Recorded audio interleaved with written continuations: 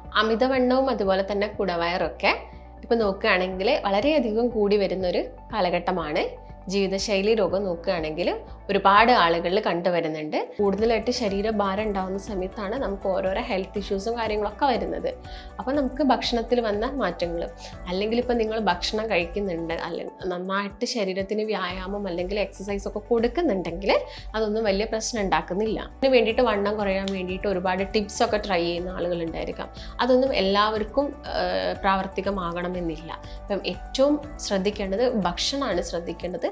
പിന്നെ നോക്കേണ്ടത് വ്യായാമമാണ്. ഇത് ചെയ്യുന്ന സമയത്ത് തന്നെ നമുക്ക് നല്ലൊരു ചേഞ്ചസ് ഇതിൽ കാണാൻ പറ്റും. നമസ്കാരം, ഞാൻ ഡോക്ടർ ഭാഗ്യ, QNB ഹെൽത്ത് കെയറിലെ ആയുർവേദ ഡോക്ടറാണ്. അമിതവണ്ണവും അതുപോലെ തന്നെ കുടവയറൊക്കെ ഇപ്പോൾ നോക്കുകയാണെങ്കിൽ വളരെയധികം കൂടി വരുന്നൊരു കാലഘട്ടമാണ്. ജീവിതശൈലി രോഗം നോക്കുകയാണെങ്കിൽ ഒരുപാട് ആളുകളിൽ കണ്ടുവരുന്നുണ്ട്. നമുക്ക് കംപ്ലീറ്റ് ആയിട്ട് ഇതൊരു രോഗം എന്നൊന്നും പറയാൻ പറ്റില്ല. ഇത് ഒരുപാട് അസുഖങ്ങൾ ഉണ്ടാക്കുന്ന ഒരു കണ്ടീഷനാണ്. ഇപ്പം ഇപ്പോഴത്തെ ഒരു കാലഘട്ടം നോക്കുകയാണെങ്കിൽ പ്രമേഹം അല്ലെങ്കിൽ ഫാറ്റി ലിവർ, കൊളസ്ട്രോൾ ഒക്കെ ഒരുപാട് ആളുകളിൽ കണ്ടുവരുന്നുണ്ട്. ഇങ്ങനെയുള്ള അസുഖങ്ങളൊക്കെ ഉണ്ടാക്കുന്ന ഒരു കണ്ടീഷനാണ് അമിതവണ്ണം അല്ലെങ്കിൽ കുടവയർ എന്നൊക്കെ പറയുന്നത്. അതുപോലെ തന്നെ ഇപ്പം അമിതവണ്ണത്തിനും കുടവയറിനൊക്കെ മെഡിക്കേഷൻസ് ഒന്നും ഇല്ലാതെ തന്നെ നമുക്ക് കംപ്ലീറ്റ് ആയിട്ടൊരു നോർമൽ സ്റ്റേജിലോട്ട് കൊണ്ടുവരാൻ പറ്റും. അതായത് നമുക്കൊരു ദൃഢനിശ്ചയമൊക്കെ ഉണ്ടെങ്കിൽ ഇപ്പം ഭക്ഷണത്തിൽ ഇത്ര കൺട്രോൾ നമുക്ക് വരുത്താൻ പറ്റും. നമ്മൾ പ്രോപ്പറായിട്ടുള്ള ഒരു എക്സസൈസ് ചെയ്യാൻ നമ്മൾ റെഡിയൊക്കെ ആണെങ്കിൽ നമുക്ക് കംപ്ലീറ്റ് ആയിട്ട് നമുക്ക് ആ ഒരു പഴയ മുൻപുണ്ടായിരുന്ന ഒരു സ്റ്റേജിലോട്ടൊക്കെ മാറ്റിയെടുക്കാൻ പറ്റും. പക്ഷേ ഒട്ടുമിക്ക ആളുകളും പറയുന്നുണ്ട്, ഡോക്ടറെ ഞാൻ പച്ചവെള്ളം മാത്രമേ കുടിക്കുന്നുള്ളൂ, ഭക്ഷണത്തിലൊക്കെ ഒരുപാട് കൺട്രോൾ ഉണ്ട്, പക്ഷെ അവരൊന്നും മെലിയുന്നില്ല എന്നൊരു വാസ്തവം അവർ പറയാറുണ്ട്. ഇതിൻ്റെ ഒരു മെയിൻ റീസൺ ചിലപ്പം അവർ കഴിക്കുന്ന ഭക്ഷണം കൊണ്ടൊന്നും ആയിരിക്കില്ല. ചിലപ്പം വേറെ എന്തെങ്കിലും അസുഖങ്ങളുള്ള ആളുകളാണെങ്കിൽ, ചിലപ്പോൾ അവർ ഒരുപാട് കാലം മെഡിക്കേഷൻസ് എടുക്കുന്നുണ്ടെങ്കിൽ അതിൻ്റെയൊക്കെ ഭാഗമായിട്ടും എന്ത് വരാം, അമിതവണ്ണം വരാനുള്ള ചാൻസസ് കൂടുതലാണ്.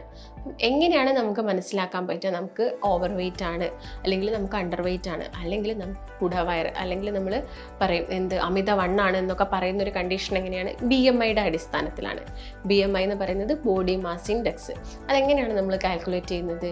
Weight in kilogram divided by height in metre square ആണ്. അപ്പം ഇതിൻ്റെ ഒരു നോർമൽ റേഞ്ച് എന്ന് പറയുന്നത് 18നും 24നും ഇടയ്ക്കാണ്. ഇത് അബൌട്ട് 24 ആണെങ്കിൽ നമ്മൾ ഓവർ വെയ്റ്റ് ആണെന്നാണ് പറയുന്നത്. ഇത് നമുക്ക് പെട്ടെന്ന് മനസ്സിലാക്കാൻ വേണ്ടിയിട്ട് നിങ്ങളുടെ ഹൈറ്റ് എത്രയാണെന്ന് നോക്കുക, അതിൽ നിന്നൊരു 100 മൈനസ് ചെയ്യുക. ഇതായിരിക്കും നിങ്ങളുടെ ഒരു ഐഡിയൽ വെയ്റ്റ് ഉണ്ടാവേണ്ടത്.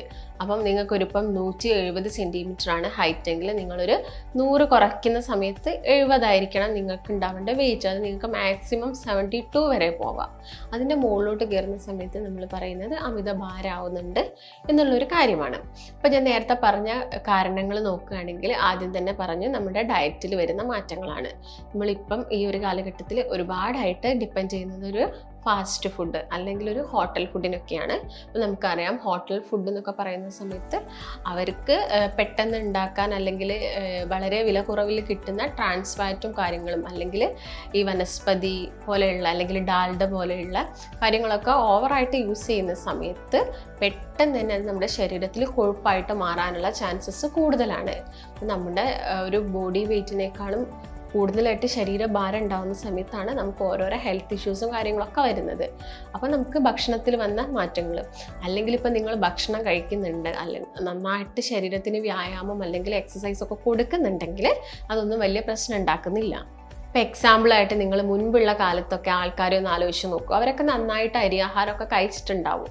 അതുപോലെ ചോറൊക്കെ 3 നേരമൊക്കെ കഴിക്കുന്ന ആളുകളുണ്ടായിരിക്കും. പക്ഷെ അവർക്ക് ഈ ഷുഗറോ കൊളസ്ട്രോളോ അല്ലെങ്കിൽ പെട്ടെന്ന് വണ്ണം വെക്കുന്ന കാര്യങ്ങളൊക്കെ വളരെ കുറവായിട്ടാണ് കണ്ടത്. കാരണം അവർ നന്നായിട്ട് വ്യായാമം ചെയ്യായിരുന്നു. അല്ലെങ്കിൽ അവരുടെ ജോലി എന്ന് പറയുന്നത് കൃഷിപ്പണികളും കാര്യങ്ങളും, അല്ലെങ്കിൽ നമ്മുടെ വീടുകളിൽ തന്നെ ഒരുപാട് പച്ചക്കറികളും കാര്യങ്ങളൊക്കെ നടുക, അതിന് നല്ല രീതിയിൽ അതിനെ വിളവെടുപ്പാനുള്ള കാര്യങ്ങളൊക്കെ ചെയ്യുന്ന ഒരുപാട് വർക്കുകൾ അവർക്ക് ഉണ്ടായിരുന്നു. പക്ഷെ ഇന്നത്തെ കാലഘട്ടം നോക്കുകയാണെങ്കിൽ ഒന്നാമത് നമുക്കൊന്നും പ്രോപ്പറായിട്ടുള്ളൊരു എക്സസൈസോ കാര്യങ്ങളോ ഇല്ല. എല്ലാ കാര്യത്തിനും നമ്മൾ കടകളെയാണ് ഡിപ്പെൻഡ് ചെയ്യുന്നത്. ഇപ്പം ഫുഡ് ആയിക്കോട്ടെ, അല്ലെങ്കിൽ വീട്ടിൽ കിട്ടേണ്ട ചെറിയ ചെറിയ ഇലക്കറികളും കാര്യങ്ങളും ഒക്കെ നമ്മൾ കംപ്ലീറ്റ് ആയിട്ട് പുറത്തുനിന്ന് വാങ്ങുന്ന ഒരു സിറ്റുവേഷനാണ് ഇപ്പോൾ ഉള്ളത്. അപ്പം നമ്മുടെ ബോഡിക്കൊന്നും വേണ്ടത്രയുള്ളൊരു വ്യായാമം കിട്ടുന്നില്ല. അതിൻ്റെ ഭാഗമായിട്ട്, അല്ലെങ്കിൽ നിങ്ങളുടെ ഒരു ജോലി എന്ന് പറയുന്നത് കംപ്ലീറ്റ് ആയിട്ട് ഇരുന്ന് ജോലി ചെയ്യുന്ന ആളുകളാണെങ്കിലൊക്കെ നമ്മൾ കഴിക്കുന്ന കഴിക്കുന്ന ഭക്ഷണം ഡൈജസ്റ്റ് ആവാനും അല്ലെങ്കിൽ അത് കൊഴുപ്പായിട്ട് അടിയുന്നതോ അല്ലെങ്കിൽ അത് ഗ്ലൂക്കോസ് ആയിട്ട് കൺവേർട്ട് ചെയ്യുന്നതൊക്കെ മാറ്റാനുള്ളൊരു കഴിവ് നമ്മുടെ ബോഡിക്ക് കുറഞ്ഞുകൊണ്ട് വരികയാണ്. അതിൻ്റെ ഭാഗമായിട്ടാണ് ഇൻസുലിൻ റെസിസ്റ്റൻസ് പോലെയുള്ള കണ്ടീഷൻസ് ഒക്കെ വരുന്നത്. രണ്ടാമതായിട്ടുള്ളൊരു കാരണം എന്ന് പറയുന്നത് പാരമ്പര്യമാണ്. പാരമ്പര്യം എന്ന് പറയുന്ന സമയത്ത് ഇപ്പം അച്ഛനോ അമ്മയോ ഒക്കെ അത്യാവശ്യം വണ്ണുള്ള ആളുകളാണ്, അല്ലെങ്കിൽ ഗ്രാൻഡ് പാരൻസ് അത്യാവശ്യം വണ്ണുള്ള ആളുകളാണെങ്കിൽ അവരുടെ കുട്ടികൾക്കോ അല്ലെങ്കിൽ പേരക്കുട്ടികളോ അത്യാവശ്യം ഒരു വണ്ണത്തിൽ വരാനുള്ള ചാൻസസ് കൂടുതലാണ്. പക്ഷേ അതിൻ്റെ കൂടെ തന്നെ നിങ്ങളിപ്പം ഒരു ആദ്യം മുതലേ കുഞ്ഞുങ്ങളെയൊക്കെ നന്നായിട്ട് ശ്രദ്ധിക്കുകയാണ്, അവർക്ക് വേണ്ട ന്യൂട്രീഷ്യസ് ആയിട്ടുള്ള ഭക്ഷണം മാത്രമാണ് കൊടുക്കുന്നത്, ഫാസ്റ്റ് ഫുഡൊന്നും കൊടുക്കുന്നില്ല, നല്ല രീതിയിൽ ശ്രദ്ധിക്കുന്നുണ്ടെങ്കിൽ അവർ വണ്ണം വെക്കാനുള്ള ചാൻസസ് ഒക്കെ കുറവായിരിക്കും. അപ്പം ഇത് നിങ്ങൾ മനസ്സിലാക്കേണ്ട, പാരമ്പര്യം ഒരു കാരണമാണ്, പക്ഷെ അത് നമുക്ക് നോർമൽ ചെയ്ത് കൊണ്ടുപോകാൻ പറ്റുന്നതേ ഉള്ളൂ. പിന്നെ മൂന്നാമത്തെ കേസ് നോക്കുകയാണെങ്കിൽ ഞാൻ നേരത്തെ പറഞ്ഞ പോലെ തന്നെ നിങ്ങൾ ഒരുപാട് കാലമായിട്ട് എന്തെങ്കിലും മെഡിസിൻസ് കഴിക്കുന്നുണ്ട്. അപ്പം സ്റ്റീറോയിഡ്സ് ആണ് കൂടുതലായിട്ടും. സ്റ്റീറോയിഡ്സ് കൂടുതൽ കഴിക്കുന്നുണ്ടെങ്കിൽ ഇപ്പം വലിയ ആളുകളൊക്കെ കേസ് നോക്കുകയാണെങ്കിൽ വണ്ണം വെക്കാനുള്ള ചാൻസസ് കൂടുതലാണ്. മറ്റൊരു കാരണം എന്ന് പറയുന്നത് ഇപ്പം ഗേൾസിനൊക്കെ പെൺകുട്ടികളൊക്കെ എടുത്ത് നോക്കുകയാണെങ്കിൽ ഇപ്പം PCOD എന്ന് പറയുന്നത് പോളിസിസ്റ്റിക് ഒവാരിയൻ ഡിസീസ് ആണ്. ഇത് മൂലവും പെൺകുട്ടികളിൽ പെട്ടെന്ന് വണ്ണം വെക്കാനുള്ള ചാൻസസ് കൂടുതലാണ്. അല്ലെങ്കിൽ നമുക്ക് പറയാം വണ്ണമുള്ള കുട്ടികളിലും ഈ PCOD വരാനുള്ള ചാൻസസും കൂടുതലാണ്. ഇതിൻ്റെ ഭാഗമായിട്ട് ഒരുപാട് ഹോർമോണൽ ചേഞ്ചസ് നടക്കുന്ന ഒരു കണ്ടീഷനാണ് PCOD എന്ന് പറയുന്നത്. പിന്നുള്ളത് തൈറോയിഡാണ്. തൈറോയിഡിൻ്റെ ഡിസ്ഫങ്ഷൻ മെയിനായിട്ടും പറയുന്നത് ഹൈപ്പോതൈറോയിഡിസം ആണ്. ഹൈപ്പോതൈറോയിഡിസത്തിൽ നമുക്കറിയാം TSH ഹോർമോൺസ് കൂടുതലായിരിക്കും, അതുപോലെ തന്നെ T3 T4 ഹോർമോൺസ് ഒക്കെ കുറവായിരിക്കും. ഇതിൻ്റെ ഭാഗമായിട്ടും പെട്ടെന്ന് തടി വയ്ക്കാനും മെൻസ്ട്രൽ ഇറഗുലാരിറ്റീസ് കാണിക്കാനൊക്കെ ചാൻസസ് കൂടുതലാണ്. പിന്നുള്ളൊരു കേസ് നോക്കുകയാണെങ്കിൽ ഉറക്കമില്ലായ്മയാണ്. നിങ്ങൾ പ്രോപ്പറായിട്ട് ഉറങ്ങുന്നില്ല, അല്ലെങ്കിൽ നിങ്ങൾ ഒരുപാട് ലേറ്റ് ആയിട്ട് പകൽ സമയത്ത് കൂടുതൽ സമയം കിടന്നുറങ്ങുക, ഭക്ഷണം കഴിച്ചിട്ട് രാത്രി ഉറങ്ങുന്നില്ല, ഇങ്ങനെയുള്ളൊരു റിതം നമ്മുടെ ബോഡിക്ക് ഇങ്ങനെയുള്ളൊരു സർക്കാഡിയൻ റിതം കംപ്ലീറ്റ് ആയിട്ട് പോകുന്നില്ലെങ്കിലും പെട്ടെന്ന് വണ്ണം വെക്കാനുള്ള ചാൻസസ് കൂടുതലാണ്. പിന്നെ പ്രഗ്നൻസിയുടെ കേസ് നോക്കുകയാണെങ്കിൽ നമുക്ക് എന്താണെങ്കിലും അവിടെ അത് നോർമൽ ആയിട്ടുള്ളൊരു കാര്യമാണ്.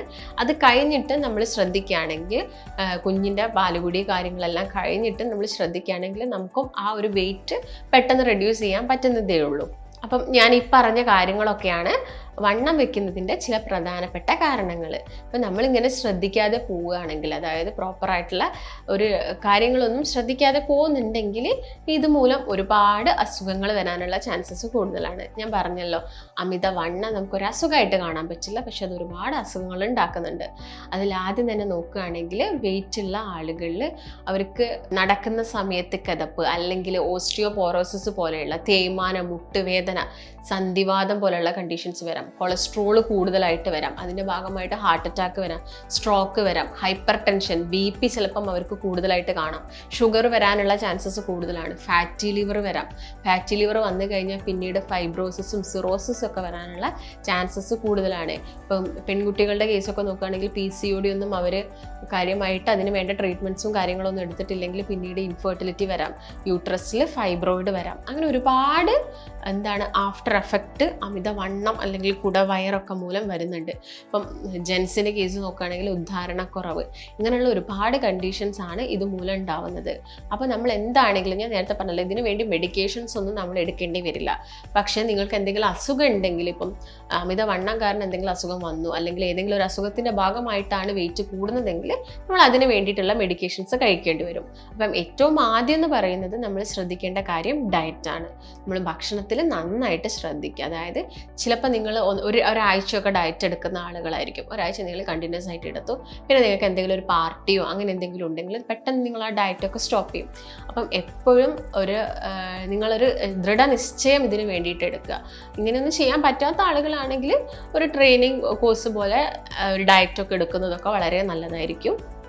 പ്രത്യേകിച്ച് ഇപ്പം PCOD ഉള്ള പെൺകുട്ടികളൊക്കെ ഒരുപാട്, ഒരു 100 പെൺകുട്ടികൾ എടുക്കുകയാണെങ്കിൽ അതിലൊരു 90 പെൺകുട്ടികൾക്കും ഇപ്പം PCOD ഒക്കെ ഒരുപാട് കൂടുതലായിട്ടുണ്ട്. അപ്പം ഡയറ്റിൽ കാര്യമായിട്ട് ശ്രദ്ധിക്കുക. പഞ്ചസാരയുടെ ഉപയോഗം പൂർണ്ണമായിട്ട് ഒഴിവാക്കാൻ തന്നെ ശ്രദ്ധിക്കുക. അതുപോലെ തന്നെ കാർബോഹൈഡ്രേറ്റ്, അന്നജത്തിൽ തന്നെ നോക്കുകയാണെങ്കിൽ അരി കൊണ്ടുള്ള പലഹാരങ്ങൾ, പുളിപ്പിക്കുന്ന ആഹാരങ്ങൾ, കിഴങ്ങ് വർഗ്ഗങ്ങൾ, ഇതൊക്കെയാണ് മെയിനായിട്ടും ശ്രദ്ധിക്കേണ്ട കാര്യങ്ങൾ.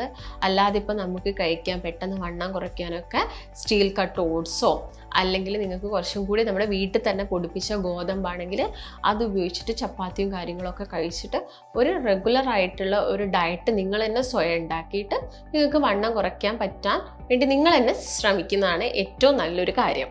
അപ്പം ഇതിൻ്റെ കൂടെ നോക്കുക. അതുപോലെ തന്നെ എക്സസൈസാണ് രണ്ടാമതായിട്ട് പറയുന്നത്. വ്യായാമം ചെയ്യേണ്ടത് എന്താണെങ്കിലും ഒരു മിനിമം 45 മിനിറ്റെങ്കിലും നമ്മൾ ചെയ്യണം. ചെയ്യുന്ന സമയത്ത് അത്യാവശ്യം വിയർക്കുന്ന രീതിയിൽ തന്നെ ചെയ്യാൻ വേണ്ടിയിട്ട് നോക്കുക. അതിപ്പോൾ നിങ്ങൾക്ക് ഈ നടത്തം മാത്രം പറ്റിയില്ലെങ്കിൽ അതിപ്പോൾ സൈക്ലിംഗ് ആയിക്കോട്ടെ, അല്ലെങ്കിൽ നീന്തലായിക്കോട്ടെ, അങ്ങനെ അല്ലെങ്കിൽ ജോഗിങ് ആയിക്കോട്ടെ, എന്താണോ നിങ്ങൾക്ക് പ്രിഫർ ചെയ്യുന്നത്, നിങ്ങൾ പ്രിഫർ ചെയ്യുന്നത് എന്താണോ അത് ചെയ്യാൻ വേണ്ടിയിട്ട് ശ്രദ്ധിക്കുക. പിന്നെ ഇതിന് വേണ്ടിയിട്ട് വണ്ണം കുറയാൻ വേണ്ടിയിട്ട് ഒരുപാട് ടിപ്സൊക്കെ ട്രൈ ചെയ്യുന്ന ആളുകളുണ്ടായിരിക്കാം. അതൊന്നും എല്ലാവർക്കും പ്രാവർത്തികമാകണമെന്നില്ല. അപ്പം ഏറ്റവും ശ്രദ്ധിക്കേണ്ടത് ഭക്ഷണമാണ് ശ്രദ്ധിക്കേണ്ടത്. പിന്നെ നോക്കേണ്ടത് വ്യായാമമാണ്. ഇത് ചെയ്യുന്ന സമയത്ത് തന്നെ നമുക്ക് നല്ലൊരു ചേഞ്ചസ് ഇതിൽ കാണാൻ പറ്റും. അപ്പോൾ നിങ്ങൾക്കിപ്പോൾ ഡയറ്റൊക്കെ എടുക്കാൻ ബുദ്ധിമുട്ടുണ്ടെങ്കിൽ നമ്മുടെ ക്ലിനിക്കിൽ ഡയറ്റീഷ്യൻസോ കാര്യങ്ങളൊക്കെ അവൈലബിൾ ആണ്. അപ്പോൾ നിങ്ങൾക്ക് എന്തെങ്കിലും ഡൗട്ടോ കാര്യങ്ങളോ ഉണ്ടെങ്കിൽ താഴെ കാണുന്ന നമ്പറായിട്ട് ബന്ധപ്പെടുക. നമുക്ക് നല്ലൊരു ഹെൽത്ത് വീഡിയോ ആയിട്ട് വീണ്ടും കാണാം. നന്ദി.